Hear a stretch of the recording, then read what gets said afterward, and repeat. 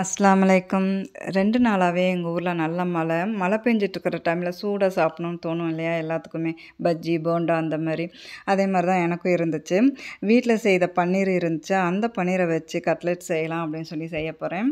மசிச்ச பன்னீர் ஒரு பவுல்ல போட்டுட்டு, அதோட ஒரு உருளைக்கிழங்கு வேக வச்சு தோல் நீக்கி மசிச்சு எடுத்துக்கிட்டேன்.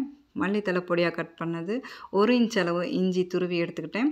அதோட 2 பச்சை மிளகா பொடியா கட் பண்ணது, 1 கேரட் துருவனது, 1 பெரிய வெங்காயம் பொடியா கட் பண்ணதை சேர்த்துக்கிட்டு, பிங்க் சால்ட் 1/2 ஸ்பூன் சேர்த்துக்க போறேன். அதோட ஜீரகத்தூள் 1/4 டீஸ்பூன், மிளகாய்த்தூள் 1/2 ஸ்பூன் சேர்த்துக்கிட்டேன். அவ்வளோதான். நல்லா மிக்ஸ் பண்ணிக்கிட்டு, 1/2 கப்பு பிரெட் கிரம்ஸ் அதையும் கூட சேர்த்துக்க போறேன். சேர்த்துட்டு நல்லா மிக்ஸ் பண்ணிக்கிட்டு, குட்டி குட்டி பாலா எடுத்து நம்ம விருப்பம் தான் எந்த ஷேப்ல வேணாலும் ரெடி பண்ணிக்கலாம் அந்த மாரி.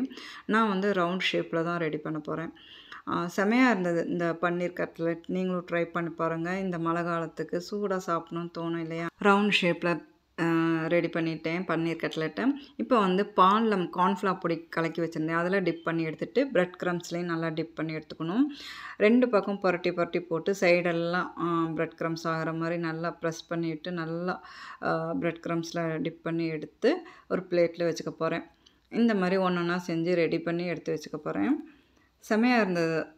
நீங்களும் ட்ரை பண்ணி பாருங்கள். நல்லா கோட் ஆகணும் அந்த பிரெட் கிரம்ஸு. அந்த மாதிரி நம்ம எடுத்து வச்சுக்கிட்டோம்னா, நமக்கு வந்து ஆயிலில் ஃப்ரை பண்ணி எடுக்கும்போது நல்லா கிறிஸ்பியாக இருக்கும்.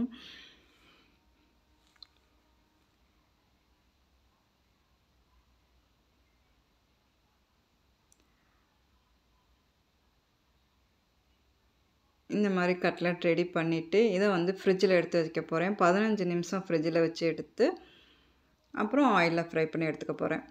ஆயில் ஹீட் ஆனதுக்கப்புறம் மீடியம் ஃப்ளேமில் வச்சுட்டு ஒன்றா போட்டு எடுத்துக்க போகிறேன். ஃப்ரிட்ஜில் வச்சு எடுத்தோம்னா இந்த கட்லெட்டு நல்லா செட் ஆகிருக்கும். ஆயிலில் ஃப்ரை பண்ணி எடுக்கும்போது கரையாமல் நம்மளுக்கு வந்து அழகாக வந்துடும். ஆயிலில் டீப் ஃப்ரை பண்ணலாம், அல்லது நான்ஸ்டிக்கில் 2 ஸ்பூன் ஆயில் விட்டு ஃப்ரை பண்ணி எடுக்கலாம். நம்ம விருப்பம்தான், நீங்கள் அப்படி வேணாலும் பண்ணலாம்.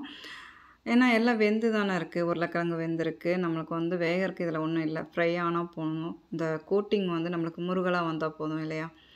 பன்னீர் கட்லெட் ரெடி ஆயிடுச்சு. நீங்களும் ட்ரை பண்ணி பாருங்கள். என்ஜாய் பண்ணுங்கள். இன்ஷா அல்லாஹ் அடுத்த வீடியோவில் பார்க்கலாம்.